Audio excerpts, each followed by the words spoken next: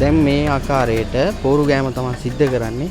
කපන ලද ඇලමන් මේ ආකාරයට ගොවි පෝරුව ආධාරයෙන් පෝරු ගෑම සිද්ධ කරනවා. වල් පැල තියෙනවා නම් වෙනත් ඒවා තියෙනවා නම් ඒවා පාගලා ලෙවල් කරන ගමන් බීජ වැපිරීම සඳහා එක ආකාරයකට සකස් කර ගැනීම තමයි සිද්ධ කරන්නේ.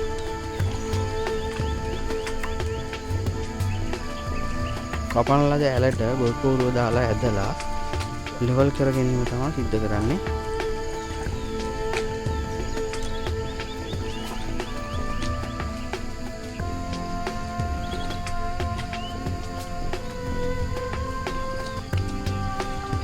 මේක චාරිත්‍රානුකූලව වගේ සිද්ධ කරන දෙයක්. මුලින්ම ගොවි ඒ සඳහා බයිනකොට ඉස්සෙල්ලා වැඳලා තමයි මේක කරන්නේ.